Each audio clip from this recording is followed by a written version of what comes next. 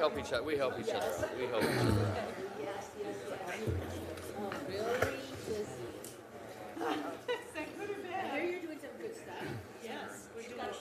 Heidi's doing great stuff. You kidding? Okay.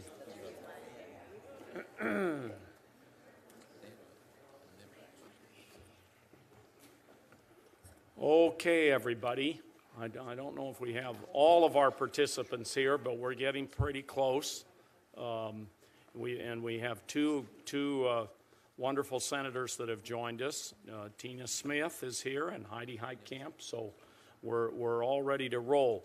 I thought in order to really keep this roundtable going, you know, with the number of participants and the numbers of senators going in and out, we're going to have a real challenge to cover this whole field in an hour and a half. And if you just look at the time and then look at the subjects to be covered and how many people are here, it's clear that we want you to be really concise and try to, more than anything, connect your ideas that you may have into policy. Because the thing that's really facing us, we title this Advancing Native Food Traditions in Indian Country, but the policy part of this is dealing with the Farm Bill.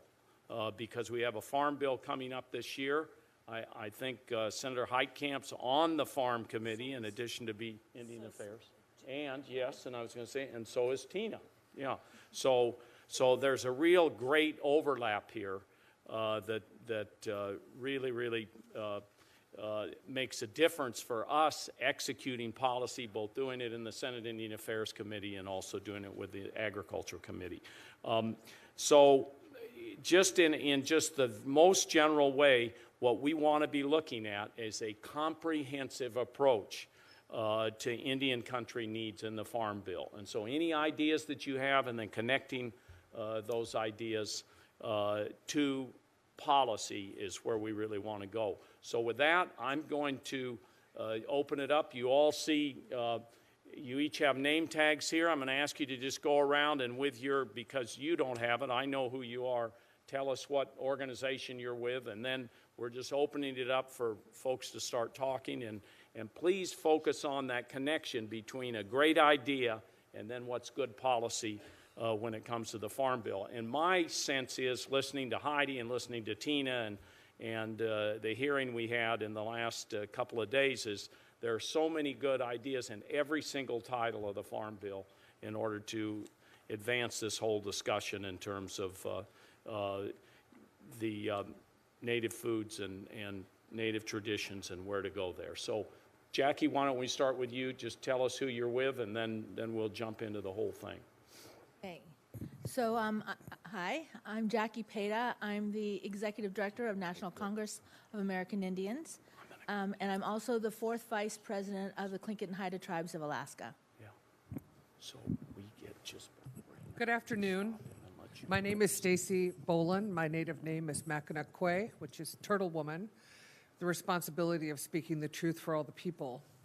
And I'm the Executive Director of the National Indian Health Board. We serve all 567 federally recognized tribes for the advancement of health care and health status for all Native people in the U.S. Mr. Vice Chairman, I'm Gary Madison. I work for the Trade Association for the Farm Credit System here in Washington, the Farm Credit Council. As such, I'm active in programs for young, beginning small farmers, and in particular, outreach to minorities, and that would include the work that I've been doing in Indian country. Hello, my name is Janie Hipp. I'm a citizen of the Chickasaw Nation. I'm the director of the Indigenous Food and Agriculture Initiative at the University of Arkansas School of Law, and we work on policy and strategic issues around food and agriculture across all Indian country. Thank you. Good afternoon. My name is Zach Ducheneau. I'm a member of the Cheyenne River Sioux Tribe in South Dakota, and I'm the Secretary of the Board of Directors for the Intertribal Agriculture Council. Good afternoon. Yeah, Ross, I'm not sure that microphone came on there. How about that? That's better. That's better. And Okay. keep those really close up. Thank you. Yeah, you'll get better. My name is Ross Racine. I'm the Executive Director of Intertribal Agriculture Council, based in Billings, Montana. We work for every federally recognized tribe.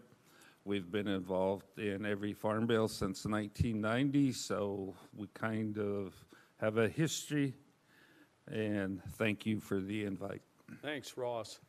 And Carrie will come in and say a few words. Mariah, go ahead.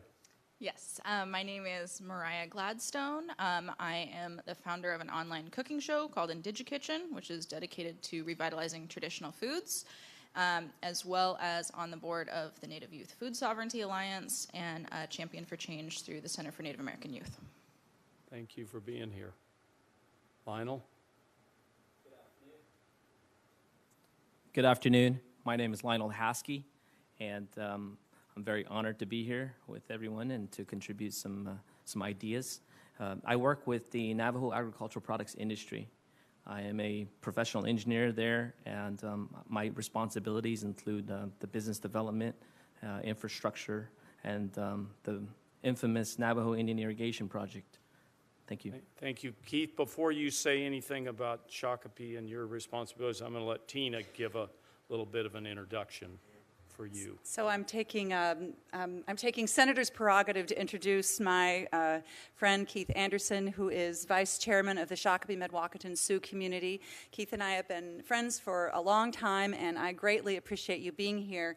The Shakopee-Medwakatan people pride themselves on their generosity and their strong commitment to giving back, not only to the geographic community that they live nearby, but to the entire Native American community. And so it's very wonderful to have you with us here today, and I am especially grateful for the work that you have been doing, you and your community have been doing on this Seeds of Native Health program, and really looking at how a connection to indigenous food not only is a way of improving economic development with the tribe, but also a way of improving health and connection to your traditions.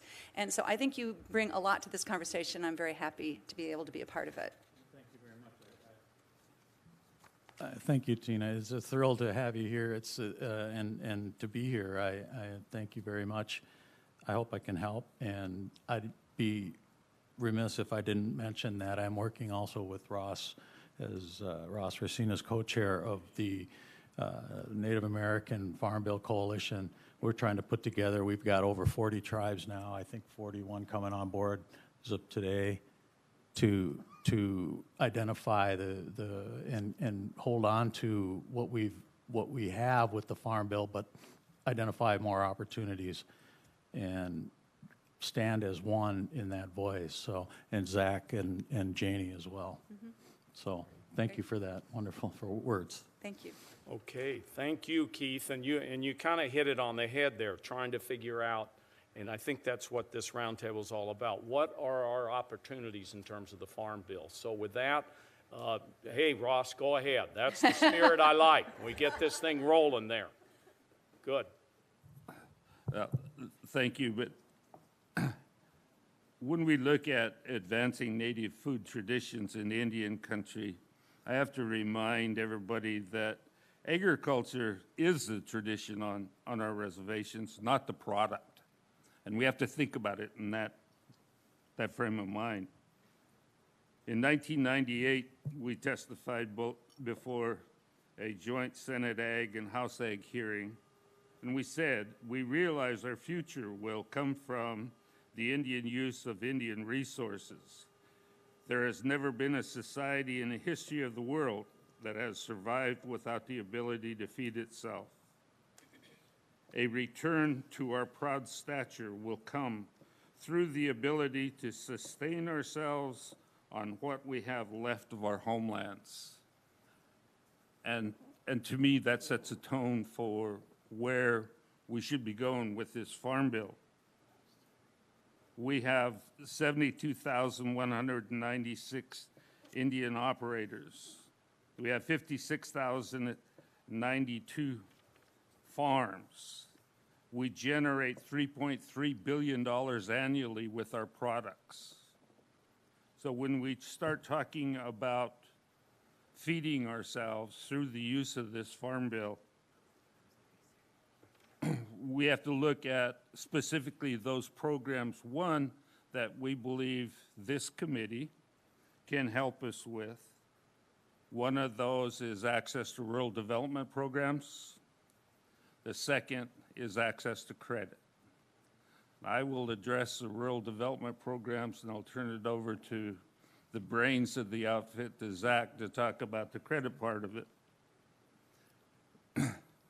When we look at what is being produced out there in the Indian country, we're pretty close to about 50% livestock and 50% grain or intensified agriculture products. And to bring about the ability to feed ourselves and use food as an economic development tool, use food processing as an economic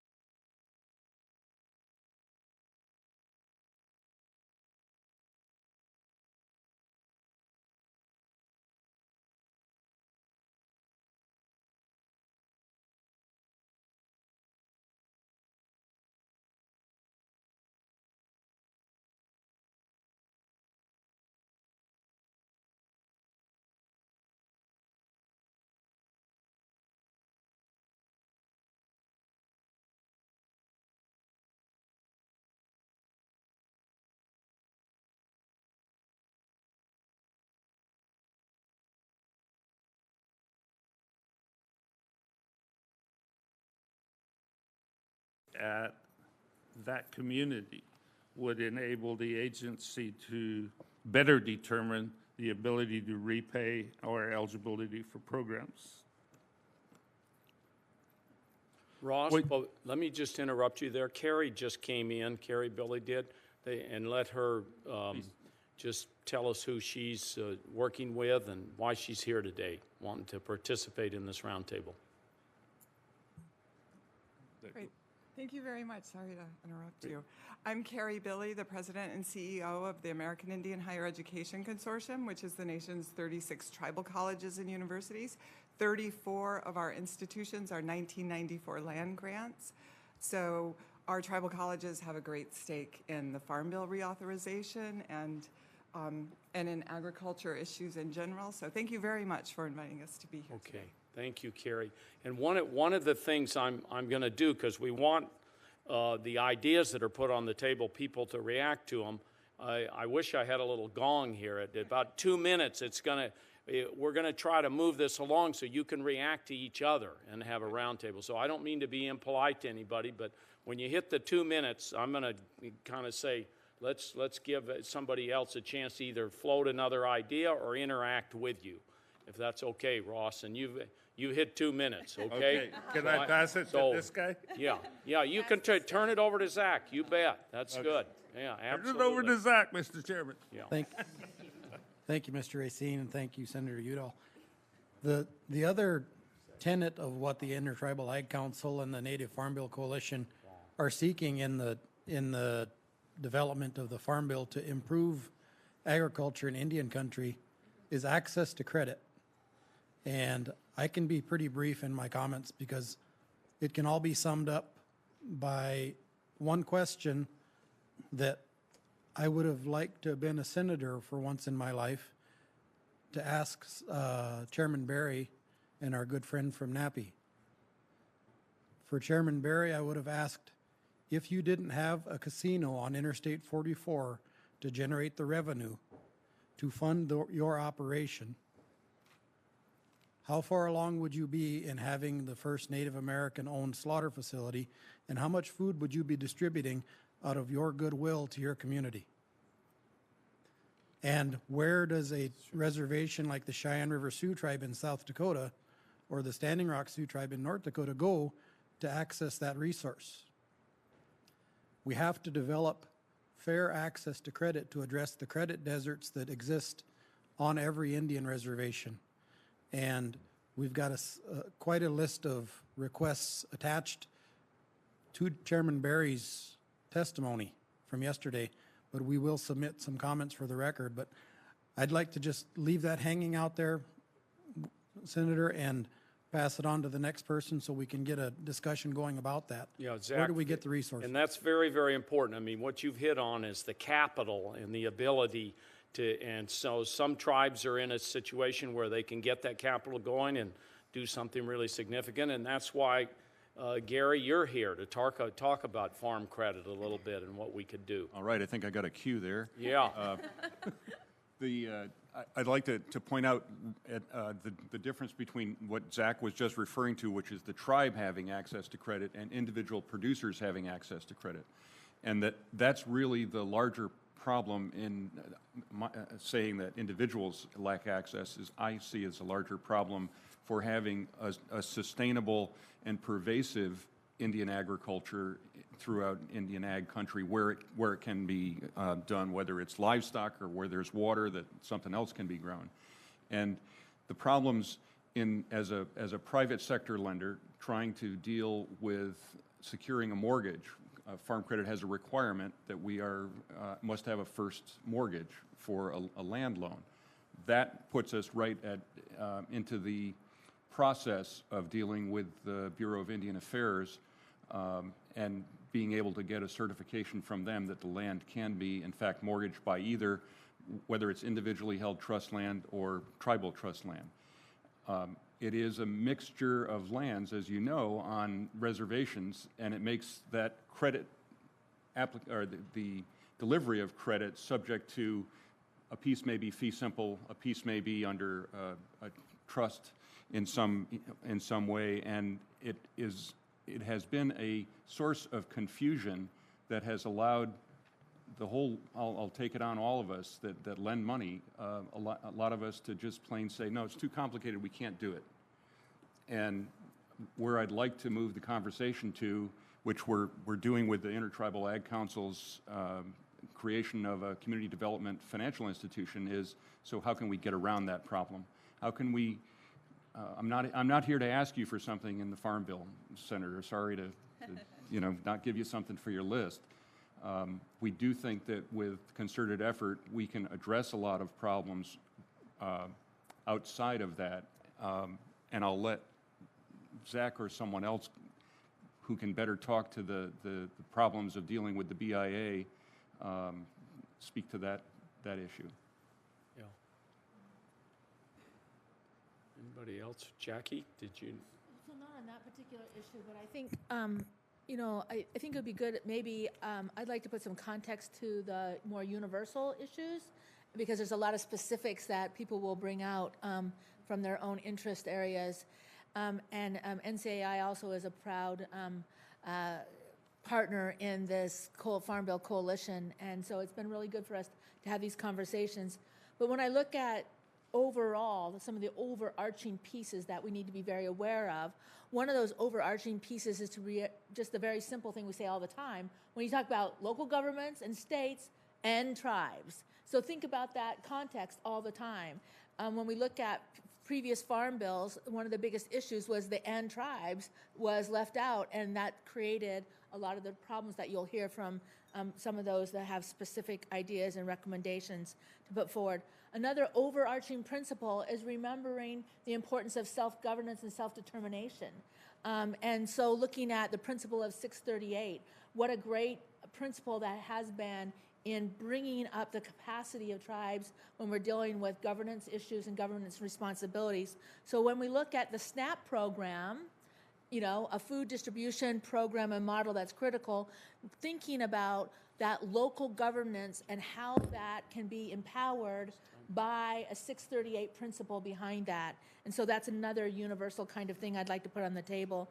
And then, you know, I support the recognition of underserved areas, making that consistent throughout the bill, throughout the programs, particularly in the rural programs, so we don't have to decide when we're included and when we're not included. Just make sure that that's covered. And then one of the other issues I think that's important is understanding the inconsistencies of definitions and what does that really mean.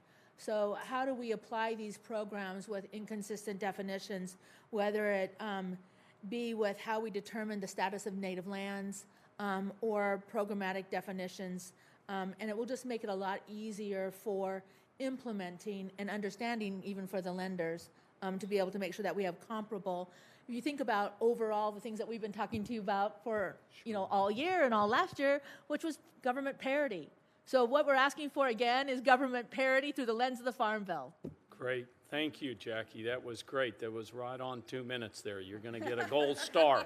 Stacy, and Janie, both of you, there've been a lot of talk about health and the areas that you work in. Do you have any things you want to react there to? And Mariah, I'm going to expect you to jump in here in a minute too.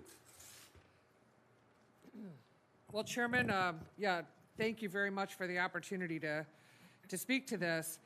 In the 2002 Indigenous Peoples Global Consultation on the Right to Food, activists described how the denial of the right to food for Indigenous people not only denies us our physical survival, but it also denies us our social organization. It denies our culture, traditions, languages, spirituality, sovereignty, our total identity. It is the denial of our collective Indigenous existence. And in the space that we fill at the National Indian Health Board, I would add health. That's a fundamental right to be a healthy person, to have access to the traditional cultural foods that are part of defining who we are culturally. And we find that the intersection of public policy and health outcomes for Indian country, it has a very profound, often unintendedly negative consequence for American Indians, Alaska Natives. I'll use an example of the Pima Indian tribe in Arizona. The tribe is a border tribe.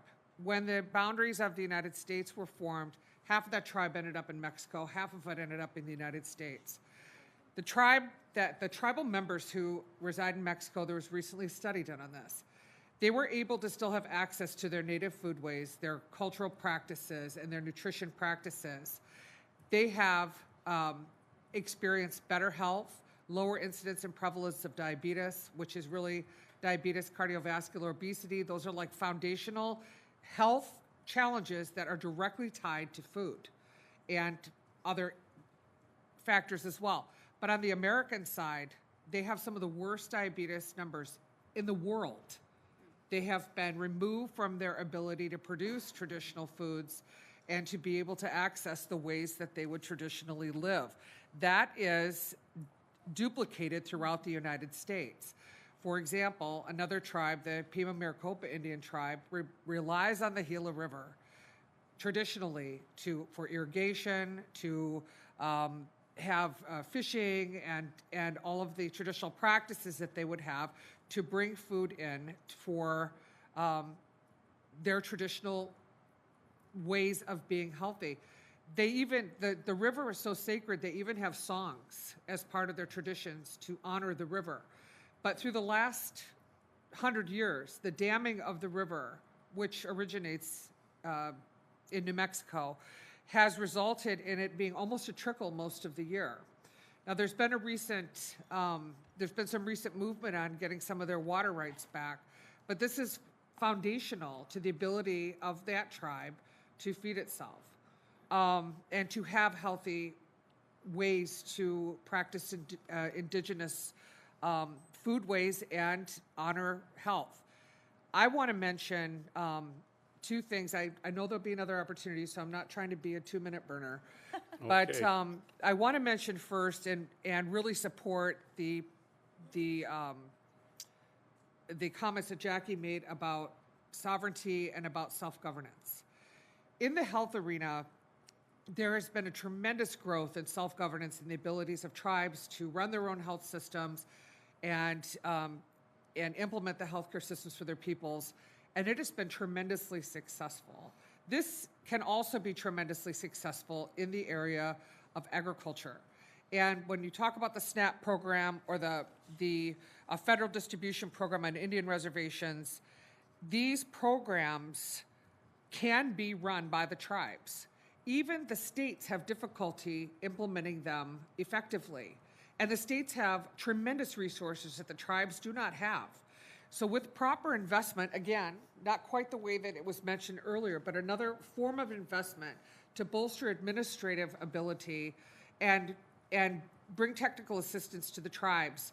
Tribes have proven that left to their own devices, their own traditions, cultures, and practices, and with support in the trust responsibility, they can do tremendously excellent work in administering not just health, but all programs. And the last thing I want to mention, and I'll bring it up later, is the Special Diabetes Program for Indians, probably the most successful public health program ever seen in Indian country and perhaps elsewhere. Through this program, tribes have been able to bring hemoglobin A1C levels down an entire percentage point. We're very disappointed that the reauthorization that was promised us yesterday in the House through the CR did not occur. We must get this program done. I know it's not an agriculture bill program, but it dovetails with health, access to healthy native foods, and healthy native ways of implementing programs that work. Absolutely, and we got it in the last CR. Yes, we pushed thank you. very, very hard on that, and we're going to do everything we can to get it in this one. Senator Heitkamp. Thank you. First off, I want to thank Keith and the Shakopee for the wonderful work that you guys did.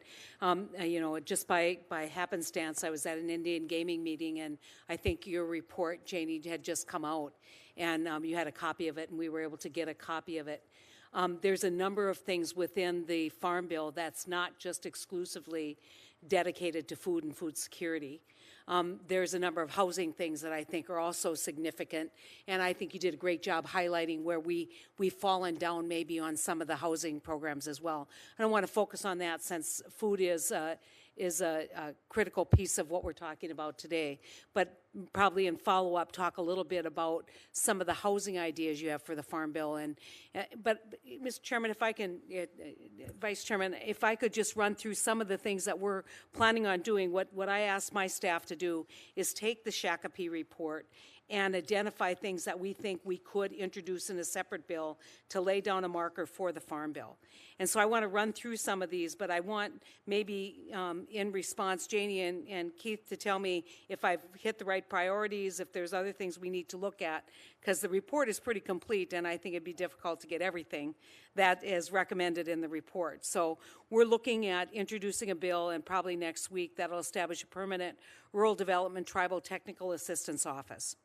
So there's automatically built-in collaboration that recognizes the sovereignty of the tribes. Eliminating matching funds requirement for food distribution programs on Indian reservations, which I think is critical. Sometimes those matching programs make it inaccessible. Make Native community development financial institutions, this again goes to the housing program, eligible borrowers for relenders under USDA's 502 Direct Home Loan Program. Make tribes and tribally designated housing entities eligible as borrowers under 502, and then establish a 5% set aside for tribes in the tribally designated housing entities in the rural development housing programs. So this would not be dependent on going through housing finance agencies. Now, I've been around long enough. I did a housing conference, and I can tell you that some states do it pretty well, some states don't, and kind of ironically, because we always think we do things better than South Dakota, South Dakota's been particularly engaged on housing issues through their housing finance agency, and it's something that we should encourage all of our counterparts in state government to look to.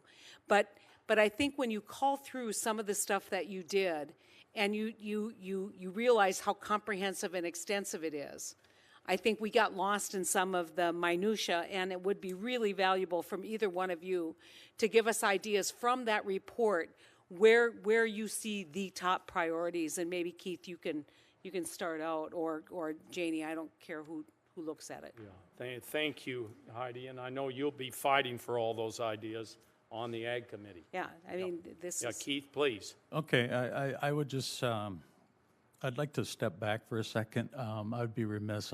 I needed to credit Jackie reminded me that her support in NCAI goes along with Zach and Ross and Janie as well. And I didn't mean to leave you out. I apologize. That should have gone that way.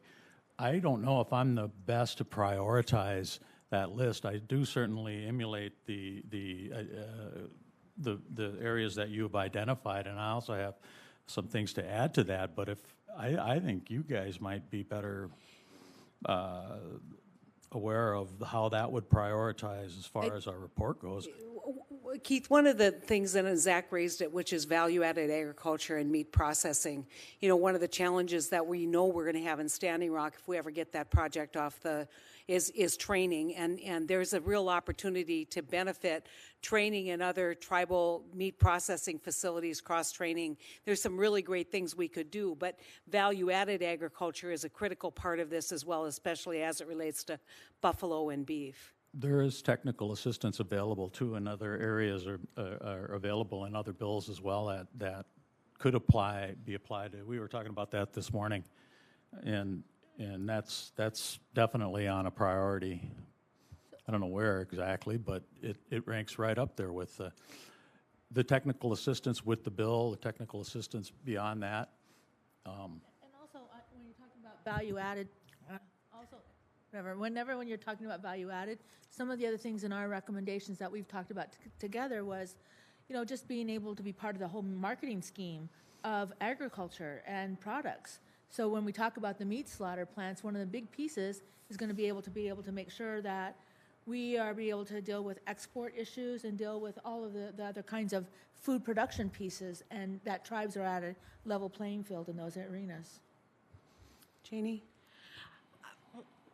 I realize there's a lot of minutia in that report, but as I told Vice Chairman when they commissioned it from us, I said we may only get one shot. I may only get one shot at this, and I'm going to get in the weeds. To me, there's a lot in there that could be worked on for future farm bills as well. What I have seen in my experience over and over and over again at USDA is a disconnect with the definitions of who's eligible and how tribes do their business. And a general, because there are really no specialized tribal-only programs really to speak of throughout the department, it leads to this misunderstanding of how, like for instance, when a tribe creates an authority of some ilk, you know, like a state does, to do economic development or any other service delivery, that sometimes is seen by the rank and file folks at USDA as being non-tribal. It's not a part of the tribal government anymore. Does that make sense? Yeah, And because you aren't so- dealing directly with the council. Right. And so, to me, those things can be fixed. It literally is almost, yes, we need technical assistance on the tribal entry into USDA side, but we also need USDA technical assistance back to us to really get a sense of how modern tribes do their work, how they do it through their governments, how they do it through their businesses. And that, to me, is one of the areas that I think the department is ripe to be in those conversations. I really do.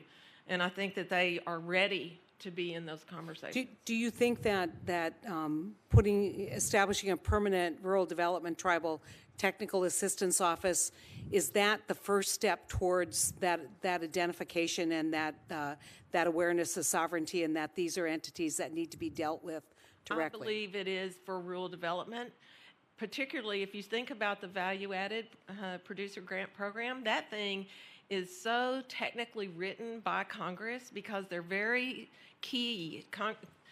The folks in Congress are very key on making sure that whoever applies for that is actually the owner of the crop. Right.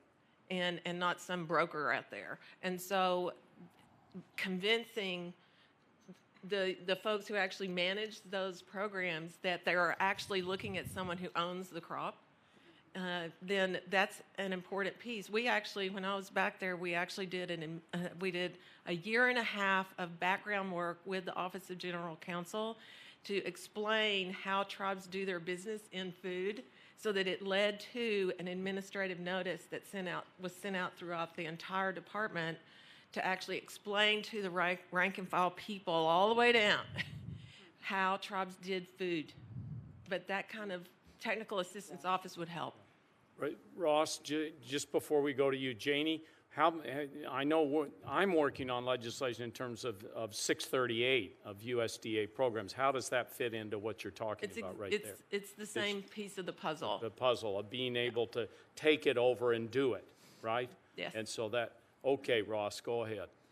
I wanted to address the Senator Heidkamp's question about housing. One of the primary problems as we attempt to take tribal housing groups, whether they're recognized by the tribe or their association, what have you, there's a direct conflict in the regulations of rural development housing development and HUD.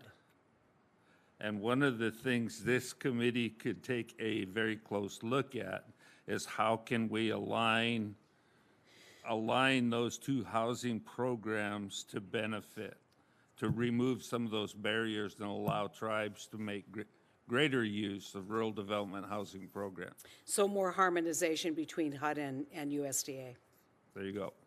Zach, could you just comment a little bit on value added and the challenges you've had in Cheyenne River? And I know you're familiar with challenges that Standing Rock has had. Yes, Senator Heitkamp, I sure will. So we've got a lot of requests with regard to credit and access to credit, and they're all tied back to having access to capital that will let us take that $3.3 billion a year and turn it into something on the order of $15 billion a year for Indian country.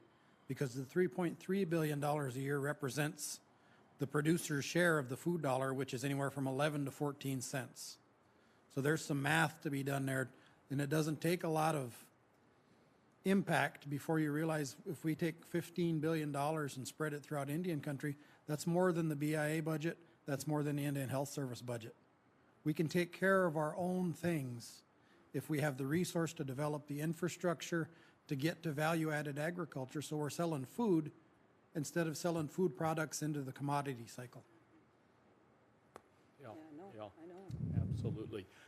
One of the other parts of this has to do with native food traditions and education, so that people understand what those traditions are. And Mariah, you have, I think, something to say on that, and Carrie, you do also, in terms of coming from the education perspective and the work you're doing there at colleges and universities. Mariah, why don't you kick it off here? Yeah, so tying this back into the whole nutrition discussion and policy from the nutrition side, is the underlying statistic that 25% of Native people are receiving some type of federal food assistance. And, obviously Indigenous histories in the U.S. are marred with federal food assistance that has severely disrupted our traditional foods and caused us to lose a lot of that traditional knowledge. So looking at that from the policy side, the real things that we need to be promoting in those food programs are more flexibility for tribes to be able to tailor federal food assistance programs to their own needs and their own traditions. And that includes, consultation with tribes from the USDA side. It includes regional partnerships for the federal distribution program on Indian reservations. It would additionally, I think, require the federal distribution program on Indian reservations to purchase traditional foods, including bison, wild rice, blue corn, salmon, things that are known to the community and have been eaten over thousands of years.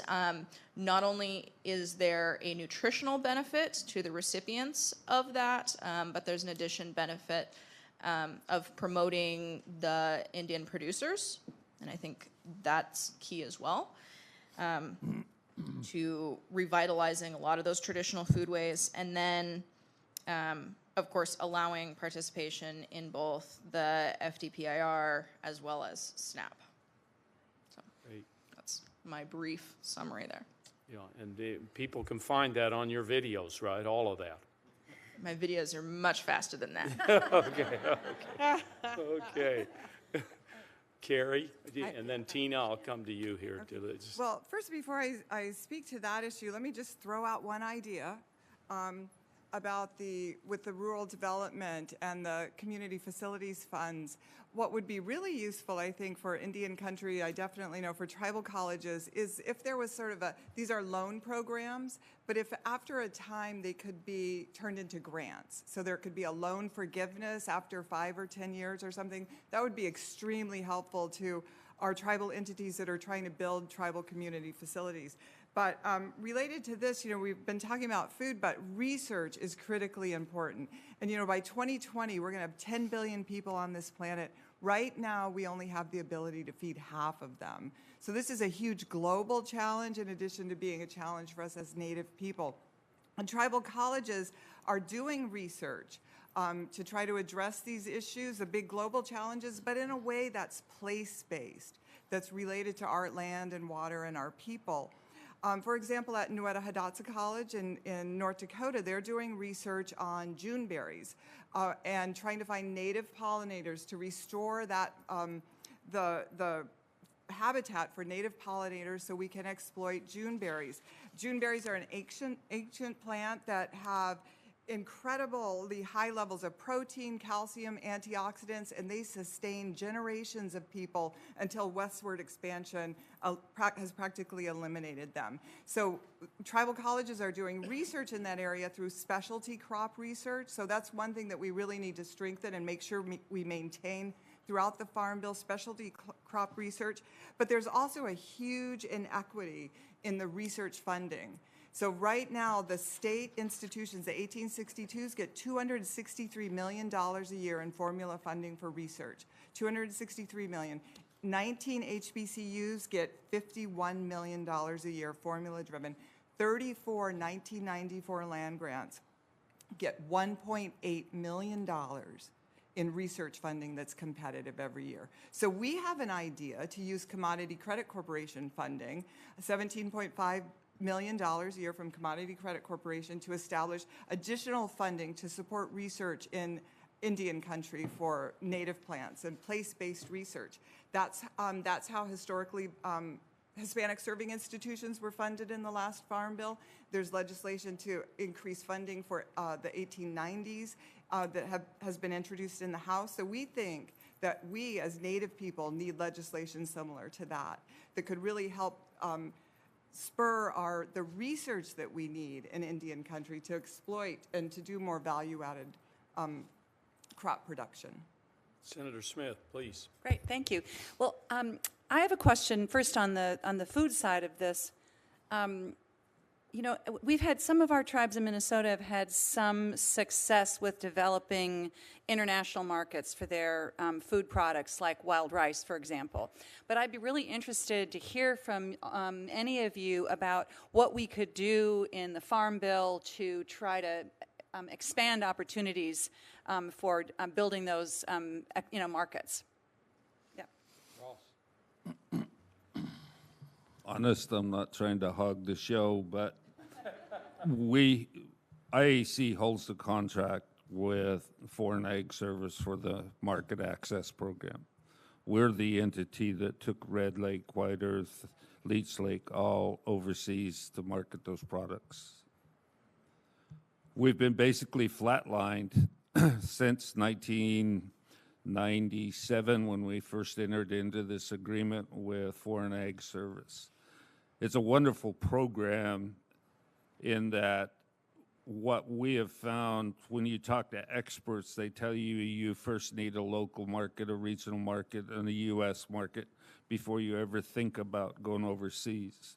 Because of the way MAP is set up to where we can pay those native food product producers, pay their way, pay their product, sample product way to these international food shows, the contracts they secure at those often become the first infusion of cash into their business, which is totally contrary to, the traditional export. We've sold about $150 million worth of Indian products overseas. Red Lake was selling wild rice for 60 cents a pound when they got into our program. Right now, they're selling that for $8 for about a quarter of a pound wild rice. So it's brought great benefit to our producers. What we need in that market access program is enhance our ability to deliver that program out there on the ground, to take more Indian food products overseas.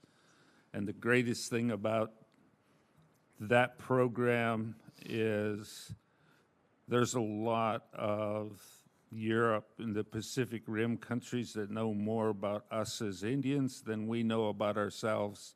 So the first thing they look at is that Indian motif, and that's the people we want to buy from. There's a ready-made market there. Just let us get more products over there. Well, to add to that as well,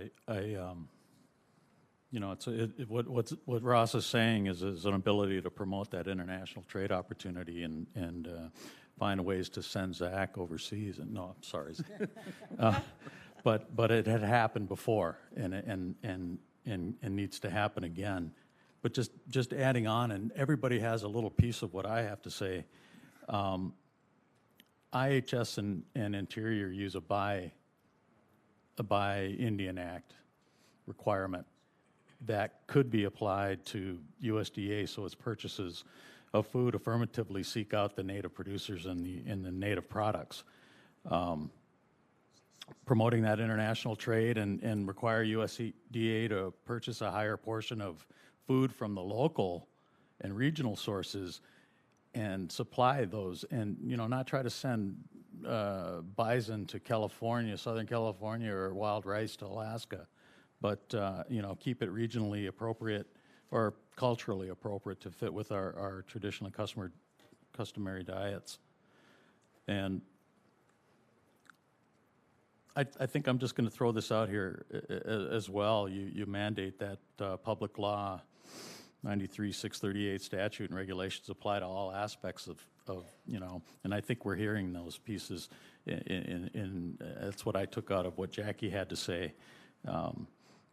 You apply, get HUD and rural development married, you get access to those funds, you buy Native American products and regionally support those where appropriate, and not try to, unless Zach is going overseas with it.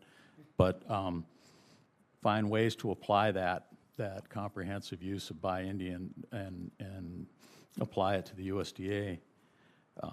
I can't help but thinking about something that you said about private financing on trust land. And I don't know if I understand it fully enough to like it or not, but I don't know what that would encompass, encumbering trust property. And we have a significant portfolio of loans to other tribes, and we found ways to use depository agreements and so forth. And through the BIA, although that's a aspect of the BIA, I think that's flexibility. I don't think they want to see themselves doing a lot of extra accounting and so forth.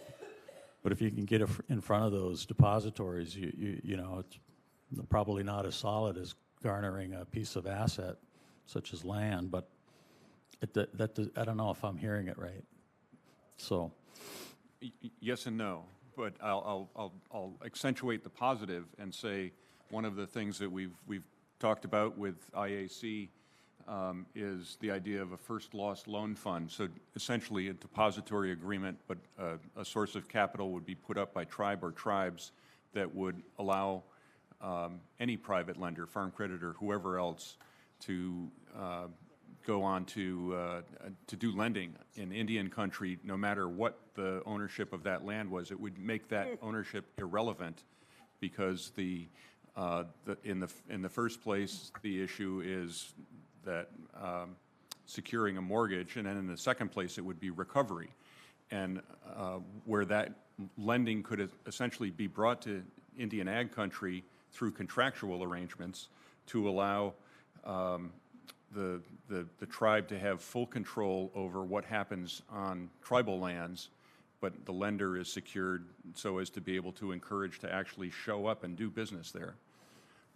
The CDFI that the Intertribal Ag Council is setting up now can serve that sort of introductory function for the very small producer to get them credit worthy, so that they have access to credit from a tribal source that is easy to access, and then that relationship can be the stepping stone, the basis for larger credit if that's what that producer needs.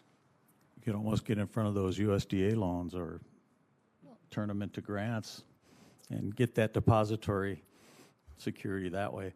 But I think that starts to branch off of the Farm Bill. Yeah, I agree, Keith. Lionel, when I was in the House in 2006, I took a trip with your general manager, the general manager of NAPI, down to Cuba. And there were a lot of governors were taking trips like this. They were an agricultural trip, and the whole idea was they have 11 million people, and we ought to be able to open up markets to sell. And I remember there was a wonderful discussion down there with the general manager and the head of the Cuban government that buys food for the Cuban government. And I'd like to expand this discussion a little bit about international, since you're producing significant amounts of food. Have you had barriers? Have you had problems? Can you think of things? Have you tried to market internationally? And I just raised that as one question, but you may want to comment on some of the other things you've heard also. Vice Chair, some of the recent the barriers that come to mind regarding moving our table stock potatoes into Mexico. There is a regulatory issue with regards to food safety to prevent certain diseases from entering the Mexican producers, and we find that one of the barriers of moving our potatoes. We have significant amount of potatoes. Our volumes change each year, and then to add to the point of the potatoes, one of the challenges that we've experienced on the production side related to a section in the Farm Bill 507-51. It's a limitation on land eligibility for producers who own farmland, and we own about 75 acres of farmland, and the language in this particular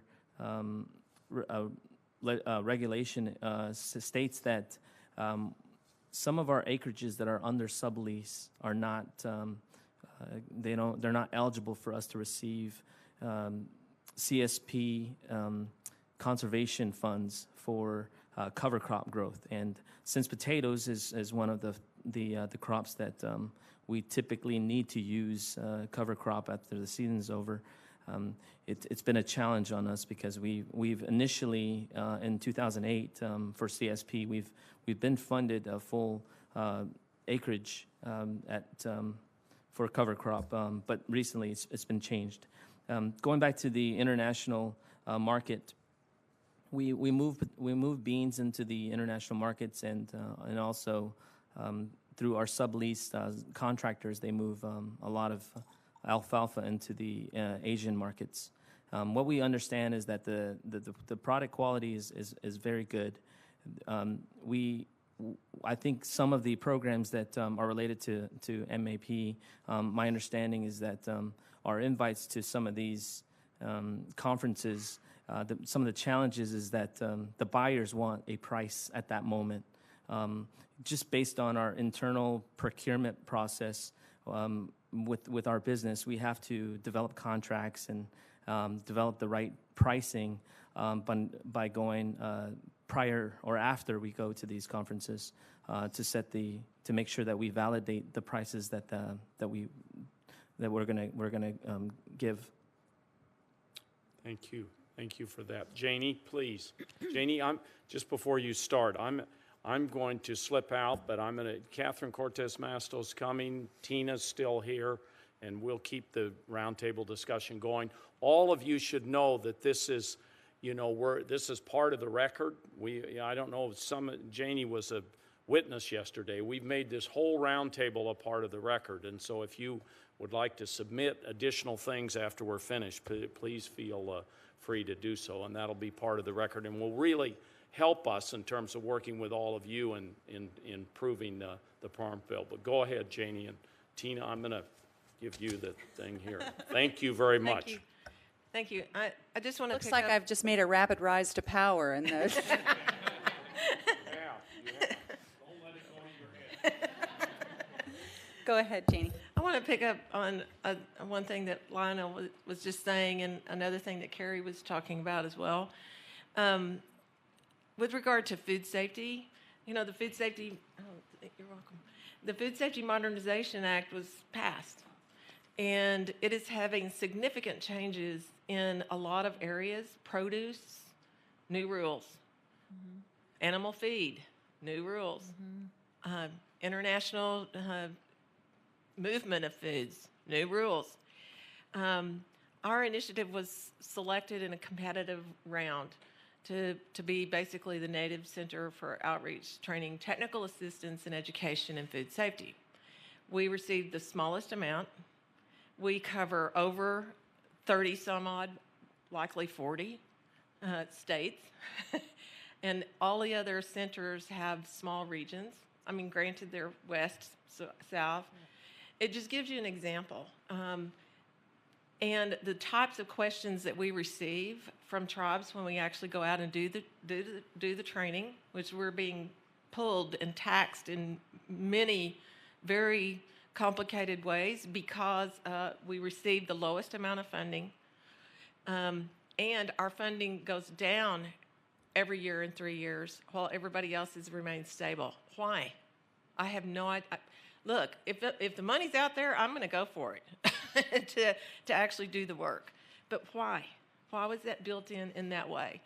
But when we go out and get questions, we don't get questions about microbiological issues related to bugs on parasites in food.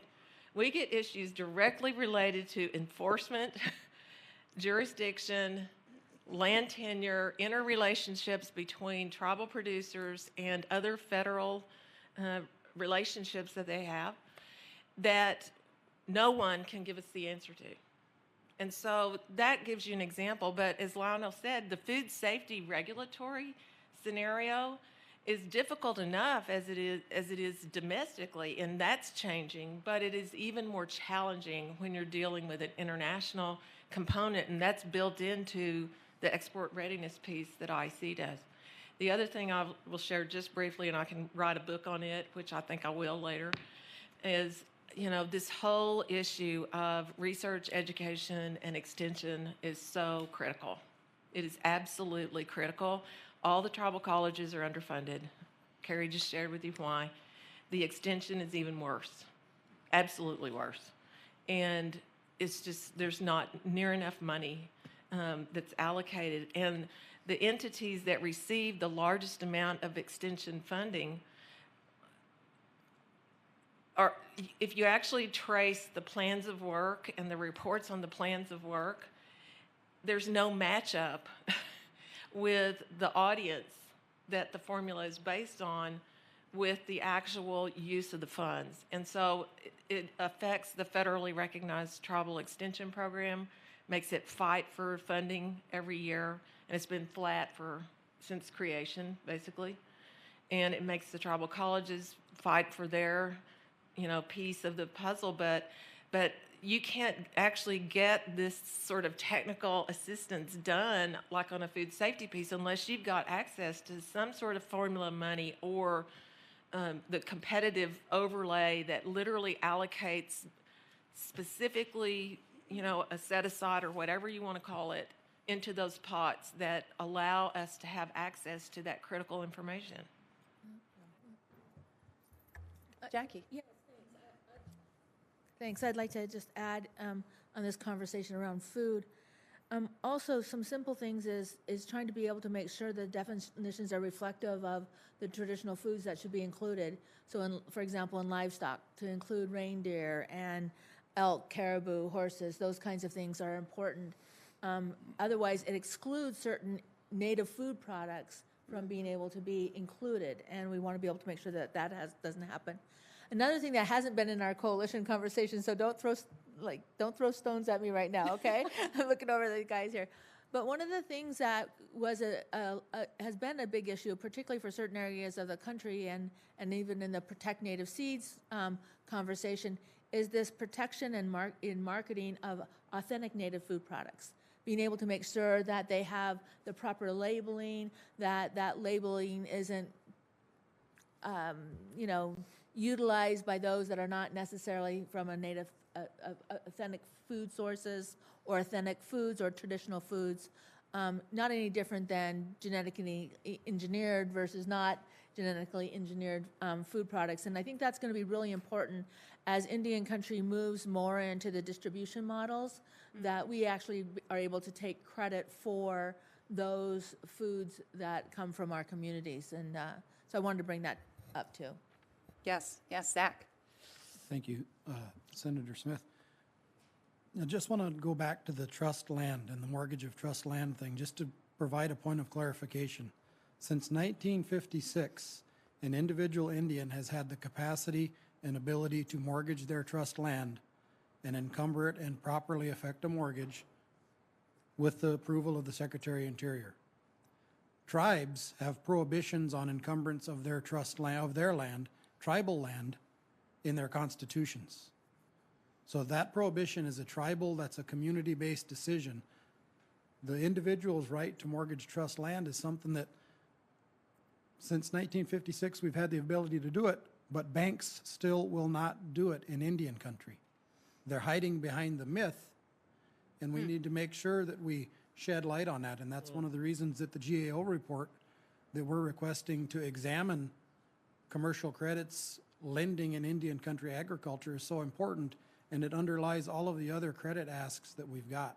So just so I understand, you're saying that there is a standard business practice among lenders to sort of just sort of ignore this right that people have to mortgage their in-trust land.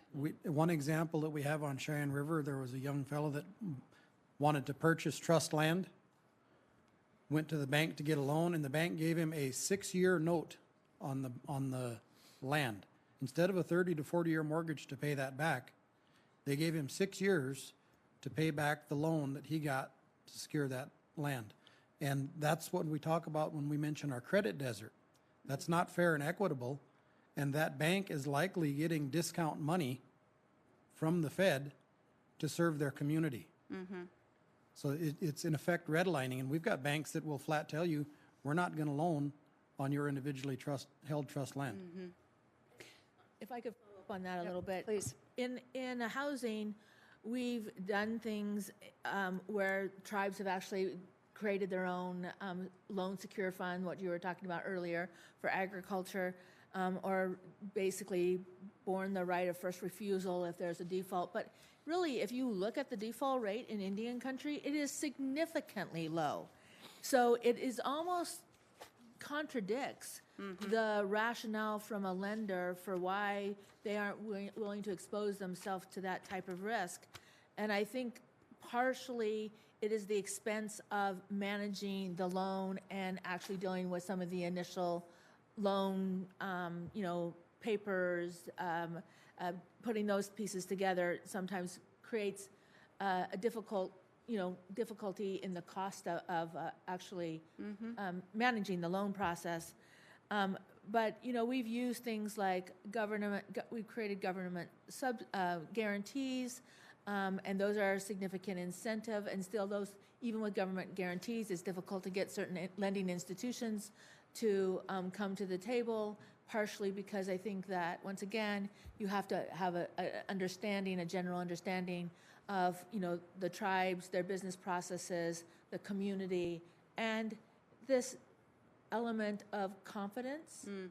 And that's why the CDFIs end up being such a good vehicle, because there's just this lack of financial institutions.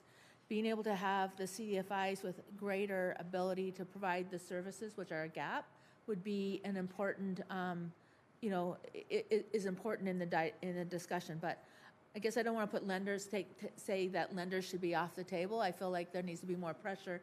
And recently there hasn't been enough pressure on providing on-reservation loans versus off-reservation loans for these kinds of services. So this reminds me of one other thing. There's lots of things that I want to ask about, but we had a little bit of a conversation yesterday about the need to help sustain beginning farmers, and this relates directly to issues of credit and access to capital. But I'd be really interested to know if there's kind of what your advice would be to us on that issue as we think about helping beginning farmers in Indian country. Well, if I had read my title, first, may I please be the first to call you Madam Chairman? Just because working on that power thing that you got going. That's in my job title. I spent a lot of time and have done it on tribal lands with Janie and with many different groups of small producers in many different tribes of doing financial skills education. And although there are lots of USDA programs, I mean, the one that everybody likes to talk about is the Beginning Farmer and Rancher Development Program, to assure that there are financial skills components that are required for any of those training programs that typically smaller nonprofits or others get grants in order to do farmer training, that there needs to be a very consistent requirement for financial skills, because those skills aren't just for you're going to be a farmer someday on your own. They're really a social skill, they're a life skill, they're an employee with financial skills is a better employee. They may never get to be an employer. I think that's something that we really need to track, that business mindedness. And I'd point out that that's really the basis of the Indian Ag Youth Summit that we've been involved with the IAC and with the University of Arkansas for the 3 years of its existence, is really entrepreneurship training. It's getting people ready to have a business-minded approach to helping their communities succeed. Thank you. Does anyone else want to comment on that? Yeah, Carrie. I'd like to say something about that. Thank you very much. We actually, AHAC has a small grant from FSA and USDA to develop an agribusiness course, a set of agribusiness courses at tribal colleges that could then be used throughout the tribal college system and in other rural communities. But it's specifically to get at that purpose, to try to help train local beginning farmers, young farmers, and ranchers, but also the FSA loan officers, where we're finding a huge disconnect between Indian country. You know, they're out there, the centers, but really not understanding or working with Indian country, as people have said. So we're hoping through this program we can begin developing American Indian and Native Alaskan loan officers who have more sensibility and that cultural awareness so they can work with their communities. But it's a very small program. It's a one-time initiative that was actually funded by Congress last year.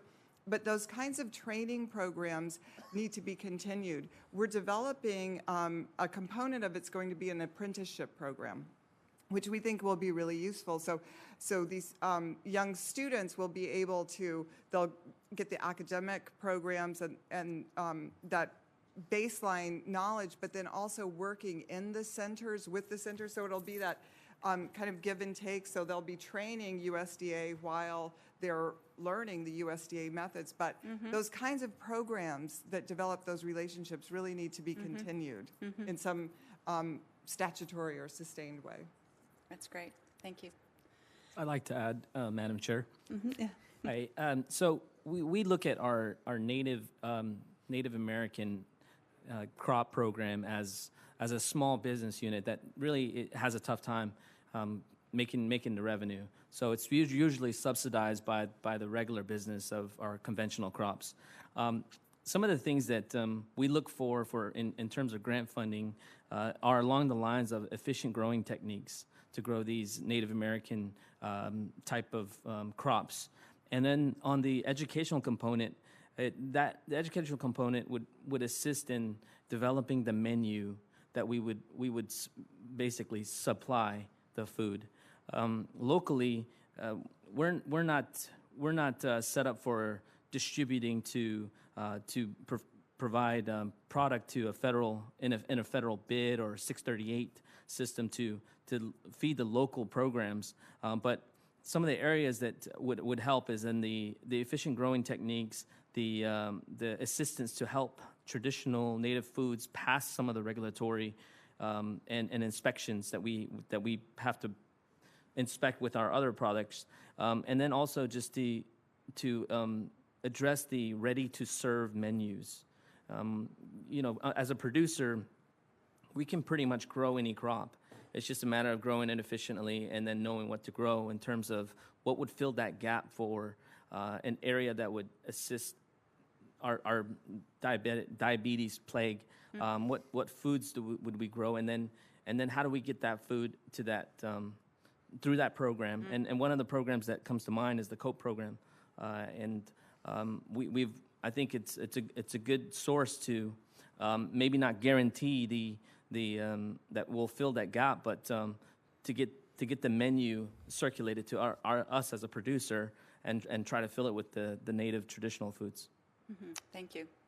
Thank you. So now I'm getting past a note saying that I have to leave, and I'm going to turn to Senator Udall's staff. What should we do? I think Mike and I will fill in Okay. some time. So I just want to thank you all so much. It has been so interesting, and I think we've gotten lots of good food for thought, no pun intended. And there's so many more things I'd love to hear your comments on, especially as we think about conservation programs in the Ag Bill. Certainly, we've had a good conversation about how some of the nutrition programs need to be, adapted, and how we really need to think about treating tribal governments like governments as we work to do the implementation that happens with so many of the programs and strategies that are in the Farm Bill. Thank you so much. It was really a treat to have a chance to hear all of you, and I look forward to continuing this conversation as we work on this big bill. Thank you.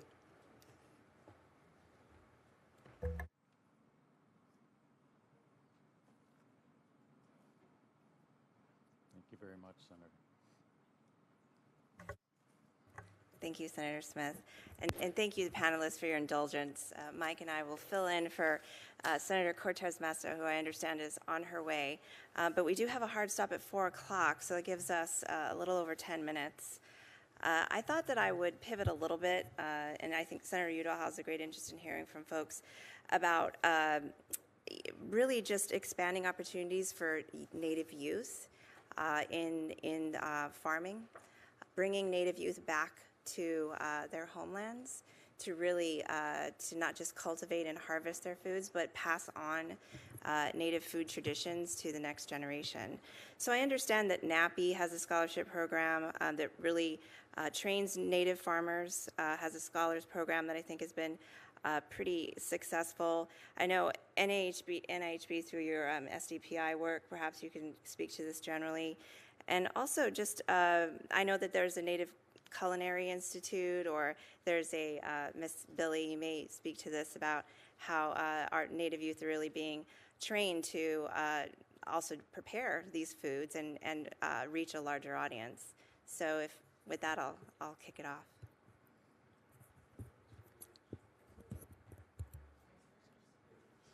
All right. So Janie, as well as the IAC, do some really cool work with the Indigenous Food and Agriculture Leadership Summit. Okay, I had to remember all the words for that. It's a really cool 10-day intensive program down at University of Arkansas, which helps Native youth gain a lot of the skills that they need in order to enter the agricultural community. And that includes everything from training for applying to micro grants to marketability of the product, writing marketing plans. So a very, very intensive program, but I think there is incredible work that's being done there, as well as the newly created Native Youth Food Sovereignty Alliance, which is a branch off the IAC, but also works on similar things and promoting the same training and values within, Native youth in agriculture. So I think those are a couple examples of programs that are doing that, but of course, for Native youth, it's always important to expand upon that training, create more opportunities, especially with, the early college age students or the new college graduates, which, there's work being done at the high school level that I've been lucky to be a part of, but I think there's also potential for expansion beyond that. And then, of course, access to capital, both, micro grants for young Native people, as well as the ability to use trust lands as leverage and, gain access to some of those things. So parity within the world of capital.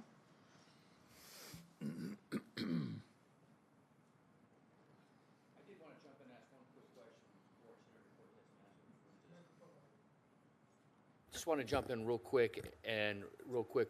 Is there a role for Treasury with CDFIs and lending for USDA? And if so, could you just briefly, in 2 minutes, kind of tell us what your thoughts on that is? And then I'll reserve the rest of my. I'll give you less than 2 minutes. Treasury charters CDFIs and can provide some grant money to direct their activity, so that Treasury actually charters the CDFI, and that's the process that Zach and Ross have been going through. I think Zach's more appropriate to. Beyond chartering the entity, Treasury will also provide technical assistance funding to set up the policies and the loan products and the governance structure of those CDFIs. Once certified, those entities can apply for Treasury funds to seed their loan fund. And that's absolutely critical in Indian country, to have access, affordable access to the loan fund to get out in your community. And that's what hamstrings most of our Native CDFIs, is they spend more of their time trying to raise loan funds than they can out there putting the loan to work in Indian country. Treasury absolutely has a role. Thank you. And thank you for all being here and part of this roundtable. And I apologize, I've had other committee and hearings that I've had to get to, so I apologize for being late. But I know we've started this conversation in Indian Affairs, and we're going to continue it. I think it's important for all of us as we come to address many of these issues. One of the things that has been a focus for me as well in the tribal communities in Nevada, and I talked to them about this, and I brought it up a little bit at our hearing, was this idea of how traditional foods can really address diabetes, obesity that we see in our tribal communities. And there was a report that just came out that talked about how SNAP is a benefit. And it really, if we're looking at foods and how they can not only reduce costs, but have health benefits to our community. So I was curious your thoughts on that subject, and if there's anything that we can do here in Congress also to continue this discussion and address this as well and support tribal communities in this manner. And I'll open it up, whoever wants to. May I? I'm Stacy Boland. I'm Sault Ste. Marie Chippewa member and the executive director of the National Indian Health Board. So I'm so glad that you asked this question, because we find ourselves in the midst of a challenge to ensure that the special diabetes program for Indians continues. I would say that 80% of American Indians and Alaska Natives suffer from obesity. The chronic disease processes that we face that are totally preventable are due to a number of factors, including social determinants of health, poverty, adverse childhood experiences, but no less important is the lack of access to healthy foods, healthy native foods, and food sovereignty being present in our communities. There are over 300 tribal grantees in the Special Diabetes Program for Indians. And it is one of the most successful public health programs in the United States. And they have actually proven that through these programs run by the tribes, using tribal tradition and the best that Western medicine has to offer, they have brought down kidney rate failure in tribal communities by 54%. That saves the federal government $85,000 per patient per year out of Medicaid alone. The program pays for itself. There's been a 1-point drop in the mean hemoglobin A1C blood level for our diabetic folks. And one of the most important aspects of this is nutritious food, access to native food, access to nutritious native foods. It's proven to just work over time. I mentioned earlier, it's not unique to the Pima Indians. It's throughout Indian country, the historical trauma and historical interference we've had with access to our native food supply has led to this crisis in completely preventable diseases.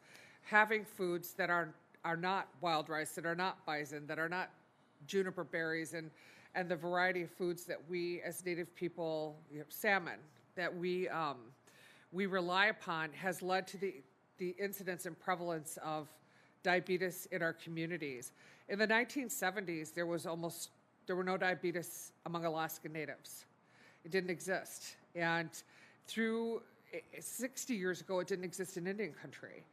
And the high sugar, high fat, high gluten foods that are offered to us as part of the Western diet have completely contributed to the health crisis that we now face.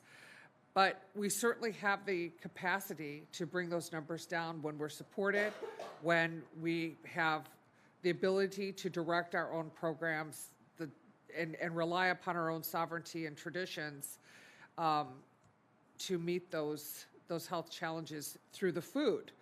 I wanted to mention one other thing, if I may. We were just talking about Native youth, and I wanted to mention that the National Indian Health Board has a year-long fellowship with American Indian, Alaska Native tribal youth, 18 to 22 years old.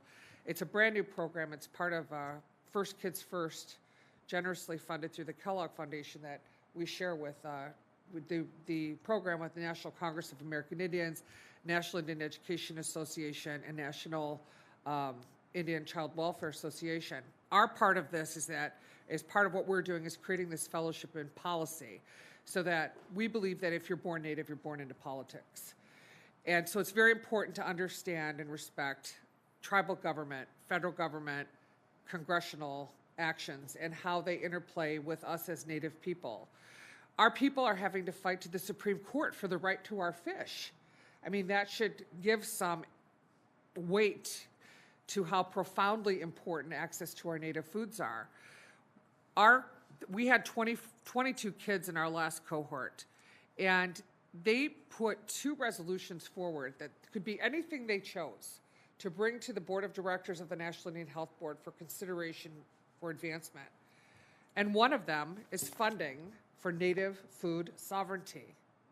The youth themselves had 2. One was the opioid epidemic in behavioral health, and one was native food sovereignty, which I would love to submit. Please, I was just going to ask, please, we'll submit it for the record and I'll make sure all my colleagues have it. But the findings are that our tribes throughout the United States oversee successful food sovereignty programs, and we need to have increased funding to support tribal capacity to develop and sustain food sovereignty initiatives throughout Indian country, which this group collectively is working to do. So thank you for letting me share that. Sure. No, thank you. Please. Can I quickly just add in, so overall, part of the coalition that many of us are part of, this Farm Bill Coalition from tribal governments, and we have the co-chairs here with us right now. One of our recommendations is that we look into the SNAP program through a 638 lens, and that we've seen the success through HHS and DOI with 638, having that local, the funds going to the local level, having that flexibility and that local decision making will make all the differences because of the variety of tribes and the interest areas that we're in. Speaking to that report that you talked about, which I also looked at, but it showed us that there was 25% less medical costs for those adults that were participating in the SNAP program, and I think even with the addition of traditional foods that are more aligned to those who will choose to actually eat those foods, I think that we'll get a greater success rate. So having that local determination through 638 could really help us with access to the kinds of foods that are regionally that we can eat, that we would utilize better. Thank you. Thank you. Anyone, please. Thank you, Senator Cortez Masto. And, a couple things with regard to the youth. At our last membership meeting in December, our membership took the action of installing on our board of directors a voting member that is represented by the Native Youth Food Sovereignty Initiative that Mariah is on the board of directors for. We feel it's that important, and we have that much trust in that next generation to provide guidance that can steer the entire organization. But with respect to the 638, I'm all about tribal self-determination, and fast forward 5 years from now, if we get full 638 self-determination for SNAP and food distribution program on Indian reservations, we're going to be here wondering, why is there no Native American food here? We don't have enough to fulfill the need. And that ties directly back to the access to credit, the lack of commercial credit in Indian country, and the need for federal rural development programs to develop the infrastructure to get us there. Because I'm pro tribal choice. Grow whatever you want, we're going to help you. Right. And we've got to make sure that the resources are there so we can make those better choices. Okay. Thank you. I just wanted to briefly say that the Native youth are there. Yeah, apparently. Every group that you gather that are Native youth will have food as a primary topic. Maybe not. Maybe there's 2 or 3 others, but they will be talking food. And when we talk to the National FFA, they talk with us all the time. There's 12,000 Native youth in 200 chapters all across the U.S. If you actually dig into the data that you can get a hold of in the 4-H, there's 60,000 Native 4-Hers in about the same number of chapters. What are we doing to actually do a pipeline and support for them? They are self-presenting, and that's just in those 2 organizations, and a lot of kids don't have access to either one of those, so they go where they can to present themselves around food. And so what are we doing to build that pipeline? Because that's the pipeline that are going to be our producers, that are going to stay in the game, that are going to stay at home, that are going to make sure that we have the foods. But they're also going to be the ones who become the scientists, right? and go into the higher education system. We have to build it out for them. And they are there and they're hungry for this. They want it to happen because they know it will benefit their communities. At the end of the day, something is leading them into food because they know that it is the lifeline for their communities to stay in place and stay healthy and moving forward. Right. Good. Thank you. I think we were only going till 4 o'clock. Is that right? We're done? All right. I get to close it out. First of all, let me just say thank you. Thank you for being here today and accommodating everybody's schedules. I know some of you have traveled long distances. This is so important. Every single member of the committee is there because they want to be there and they want to address the issues, and we can't do it without all of your help and support.